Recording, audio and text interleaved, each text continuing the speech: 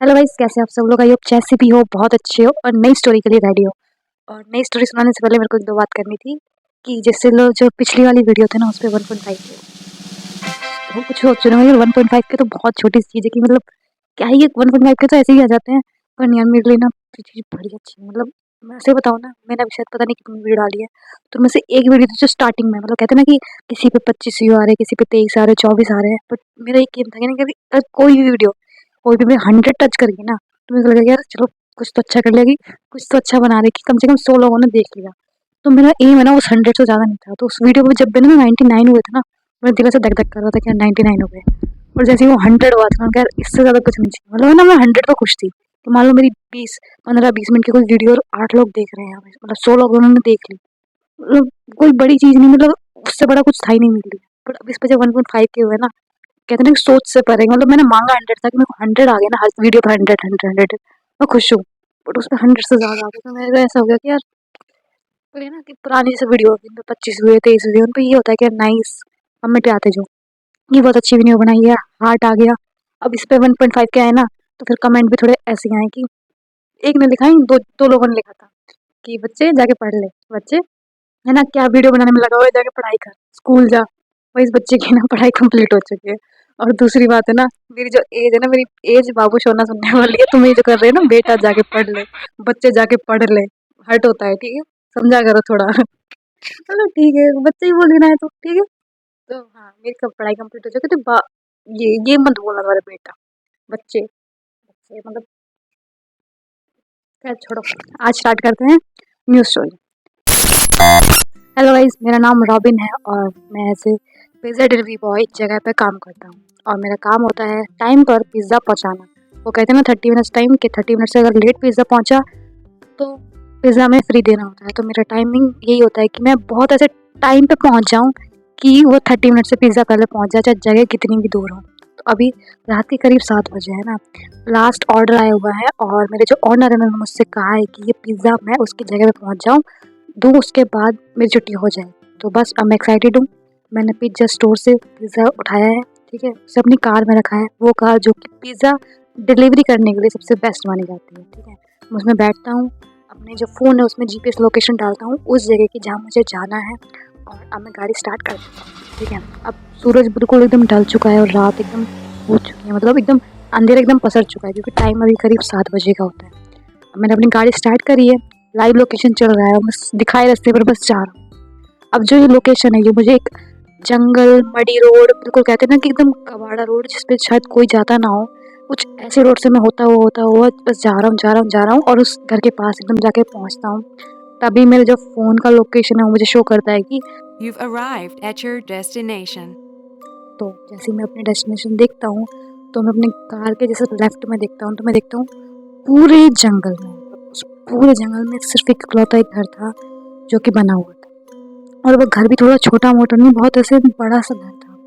उस घर के साइड में एक लॉन बना हुआ था जिसमें कहते हैं ना कि घुटनों तक लंबी घास एकदम बस उगी हुई होती है। और जो कि देखने में बड़ा वियर्ड लगता है कि कोई किसी ने घास को भी ऐसे मेंटेन किया हुआ नहीं है कि अगर कोई इसमें रहता है तो। पर खैर मैं बहुत सारी जगह पे वैसे भी डिलीवरी करने जाता ही हूँ, तो मुझे इतना कोई ख़ास अजीब लगता नहीं है। और वो घर भी पूरा एकदम से वुडन का बना हुआ होता है, कहते हैं ना कि दरवाजे, खिड़की, फर्श सब वुडन का बना हुआ है, ठीक है? मैं कुछ नहीं करता हूँ, मैं अपनी कार से निकलता हूँ, उसका दरवाज़ा बंद करता हूँ, पिज़्ज़ा ऐसे निकाल लिया है, मेरे हाथ में है वो, और मैं उसके जो मेन डोर है, ऐसे घर से दरवाजे से उसकी मेन डोर पे ऐसे खड़ा हो जाता हूँ। और मैं देखता हूँ कि उसके दरवाजे पर कोई भी ऐसे बेल नहीं है जिसको मैं रिंग कर दूँ और कोई अंदर से आ जाए। तो एक ही रास्ता बचता है, मैं उसका दरवाज़ा से खटखटाता हूँ और बहुत तेज़ खटखटाता हूँ, क्योंकि मेरे को बस घर जाने की जल्दी है कि जल्दी से पिज़्ज़ा दूँ और मैं अपने घर पहुँचूँ। ये हल्की सी ना अब सर्दी पड़ने लगी है, मुझे हल्की सी सर्दी लग रही है इस वक़्त। तो 1 बार, 2 बार मैं दरवाज़ा खटखटाता हूँ और विदिन 10 टू 15 सेकंड अंदर से कोई इंसान ऐसे बस चल के आ रहा है, आ रहा है, आ रहा है, और दरवाजे के एकदम सामने आके खड़ा हो गया है, बट उसने दरवाज़ा नहीं खोला है। बस वो दरवाजे के एकदम पास खड़ा है। अब वो दरवाजे के उस तरफ है, बीच में दरवाज़ा और इस तरफ मैं हूँ, और हम दोनों के बीच में कुछ सेकंड के लिए एकदम सन्नाटा होता है। और अचानक मुझे थोड़ा-सा एक अनईज़ी फीलिंग आती है। पता नहीं क्यों, बट एक अनईज़ी सी फीलिंग कि जैसे कोई मुझे देख रहा है। तभी मेरी नज़र जाती है कि दरवाजे पर एक पीप होल लगा है जिससे दूसरी साइड यानी कि जो अंदर जो बंदा खड़ा है वो मुझे देख रहा है। तो मैं अगेन कहता हूँ सर इट्स योर पिज्जा। तो अंदर से आवाज़ एक बहुत ही डरावनी सी, कहते हैं ना खड़ूस आवाज़, बिल्कुल कहते हैं ना कि कुछ जो हमें डांटते हैं ना, उनकी आवाज़ कैसी होती है ना, एकदम डरावनी सी खड़ूस सी आवाज़। वो कहता है कि मुझे पिज्जा नहीं चाहिए, इस पिज्जा को वापस ले जाओ। तो मेरा दिमाग थोड़ी देर के लिए सब खराब हो जाता है, क्योंकि मैं इतनी दूर तक पिज़्ज़ा लेके आया हूँ, मैं इसको अगर वापस लेके गया तो मेरा ऑनर मेरा दिमाग खा जाएगा कि पिज़्ज़ा वापस रिटर्न क्यों हुआ है, क्योंकि मैं विद इन टाइम जो उसका टाइम था उससे बहुत 5 मिनट पहले इस पिज़्ज़ा को डिलीवर करने के लिए मैं पहुँच चुका हूँ। अब इन्होंने रिटर्न कर दिया तो उस खड़ूस बॉस की डांट मुझे खानी पड़ेगी। तो मैं कहता हूँ कि sorry sir, but it's your pizza और आपको पिज़्ज़ा लेना पड़ेगा।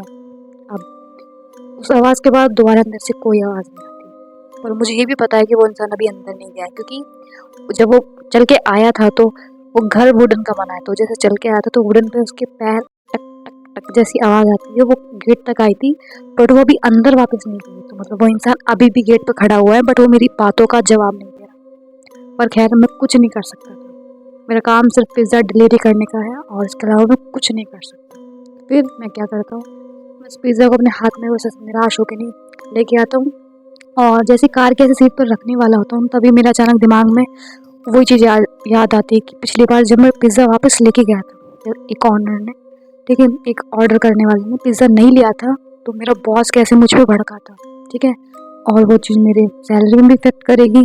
तो मैं सोचता हूँ कि यार एक बार और ट्राई करता हूँ, शायद ये ले लेंगे, क्योंकि अगर मैंने इतनी दूर तक मंगवाया है, इतनी देर वेट किया है, तो शायद ये पिज़्ज़ा ले ले। क्या रीज़न है मुझे नहीं पता।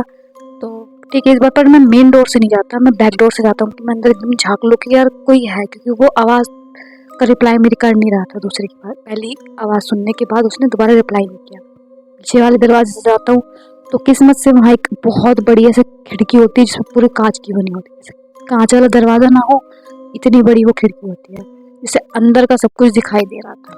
मुझे दिखाई देता है कि शायद ये क्या बोलते हैं डाइनिंग रूम है, या फिर कह दो कि ऐसी जगह जहाँ पे कहते हैं ना कि हॉल, उस कमरे का हॉल मुझे साफ दिखाई दे रहा था, जिसमें बीच में एक टेबल और 4 ऐसे कुर्सियाँ ऐसे लाइन से लगी होती है, जिनका मुंह मेरे साइड नहीं होता, दीवार के साइड अपोजिट होता है मेरे साइड। और उन 4 कुर्सियों में से बीच वाली कुर्सी पर कोई एक इंसान बैठा होता है, जिसका सिर्फ सर दिखाई दे रहा है मुझे, और कुछ दिखाई नहीं दे रहा, ना कि पैर ना कुछ, बट वो चेयर से थोड़ा सा सर दिखाई दे रहा है कि हाँ यहाँ कोई बैठा है। तो मैं अगेन थोड़ी हिम्मत करके बोलता हूँ, सर इट्स योर पिज़्ज़ा, है ना, सर इट्स योर पिज़्ज़ा। तो अंदर से वो जो इंसान बैठा होता है वो मेरी आवाज़ सुनने के बाद, क्योंकि मुझे पता है आवाज़ अंदर गई है, बट वो जो इंसान बैठा है चेयर पे वो 1 इंच भी नहीं हिलता, क्योंकि हमारी है ना बहुत छोटी सी आदत है कि अगर कहीं से कोई आवाज़ आए हम हल्का सा रिएक्ट करते हैं, बट जो बंदा उस चेयर पे बैठा था वो बिल्कुल भी नहीं हिलता।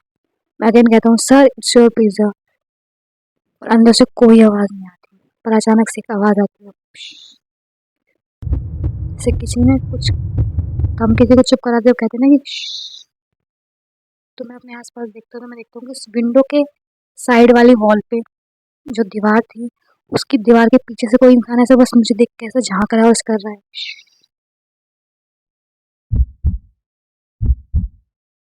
और उसके चेहरे पे एक बहुत ही ऐसी क्रीपी स्माइल होती है, जैसे कि मान लो जैसे तुम देख के डर जाओ, उसकी बात करना वो छोड़ो, सिर्फ उसको उसके लुक से डर जाओ। और इस वक्त है ना कहते हैं कि अब मुझे कुछ समझ नहीं आ रहा, बस मुझे देख रहा हूँ, और वो मेरे साइड देख के कहता है कि इधर मैं कुछ दिखाता हूँ। और वो बस जिस इतना ही कहता है, उसकी क्रीपी स्माइल के साथ वो जो उसके शब्द थे वो इतने मुझे डरावने लगते हैं कि मेरा इम्पल्सिव रिएक्शन बस ये होता है कि मेरे हाथ में वो पिज़्ज़ा है, मैं उसे बस जस्ट लेके भागता हूँ, जो कार का दरवाज़ा है उसे बहुत तेज़ी से खोलता हूँ, अंदर बैठता हूँ, चाबी लगा के गाड़ी स्टार्ट करता हूँ, बहुत स्पीड में अपनी जो जगह पिज़्ज़ारियो जहाँ मैं काम करता हूँ वहाँ बहुत स्पीड से भागता हूँ उस जगह की तरफ। बट मैं पिज़्ज़ारियो पहुँचने से जस्ट पहले, थोड़ा पहले अपनी गाड़ी एक साइड में लगाता हूँ और 911 पे कॉल कर देता हूँ। क्यों? क्योंकि मुझे नहीं पता क्यों, पर मुझे बहुत अंदर से इतना डर लग रहा था ना कि मान लो कोई मेरा पीछा कर रहा है, या फिर कोई डर था कि मैंने बस फ़ोन कर दिया। और कहते हैं ना कि अमेरिकन पुलिस अगर आप उनको फ़ोन करो तो तुरंत रिएक्ट करती है, तो कुछ ऐसा ही होता है। विदिन 10 to 15 मिनट्स वो पुलिस मेरे पास होती है और मुझसे बात करके वो उस लोकेशन पे पहुंचती है जहां मैंने वो सब चीज़ें देखी। ठीक है। अब पुलिस वहाँ पूरी जगह सब कुछ छानबीन कर ली थी, सब कुछ ढूंढ ली थी, पर उन्हें कोई भी इंसान, कहते हैं ना कि कोई ह्यूमन के वहाँ रहने का कोई सबूत नहीं मिलता। तो मुझे रिलैक्स करते हैं, वो कहते हैं कि शायद कोई होगा, मतलब उनके पास भी एक्सप्लेनेशन नहीं है, पर वो ये कहते हैं कि वहाँ कोई ह्यूमन के रहने का कोई निशान नहीं, क्योंकि ऐसी खंडर सी जगह, ऐसे जंगल के बीच जगह में शायद ही कोई रहे। खैर, पर मुझे ना अभी भी यकीन नहीं हो रहा था कि जो मैंने देखा, जो वो इंसान था, वो इतनी क्रीपी स्माइल थी, और दरवाजे पर उस इंसान की इतनी अकड़ू कड़वाहट भरी, फिर ना वो आवाज़ मेरे दिमाग से निकल नहीं रही थी। तो कुछ नहीं, बस मैं उस पिज़्ज़ा को वापस पिज़्ज़ारियो में वापस देकर वापस आ जाता हूँ और अपने घर पर बस बैठ के सोच रहा होता हूँ, और बस मैं अपने लैपटॉप निकालता हूँ। मुझे जानना था कि वो जो सब मेरे साथ हुआ था वो क्या था। अपना मैं लैपटॉप निकालता हूँ, उस पर टाइप करता हूँ उस जगह के बारे में, जो कुछ मुझे मिल सकता है, जो कुछ मैं सर्च कर सकता था, मैंने सब कर दिया। और लास्ट में जब मैं सर्च कर रहा होता हूँ तो इतने सारे आर्टिकल्स या सब कुछ में से ना मुझे एक न्यूज़ मिलती है, एक पेपर का आर्टिकल मिलता है कि जो घर जिसमें मैं गया था, जो जंगल के एकदम बीच था, उस जगह में पहले 2 भाई रहा करते थे।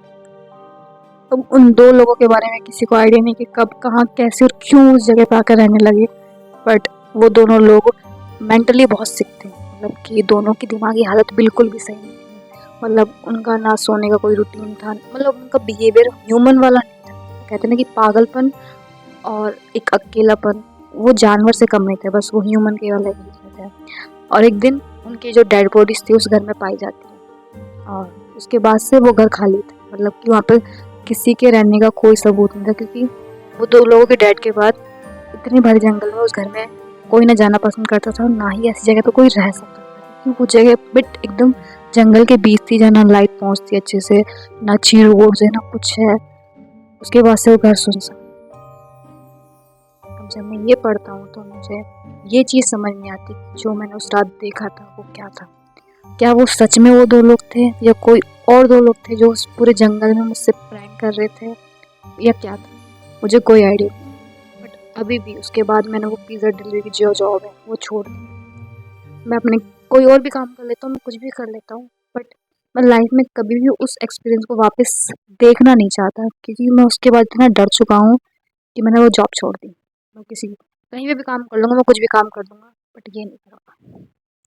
खैर, ये थी मेरी आज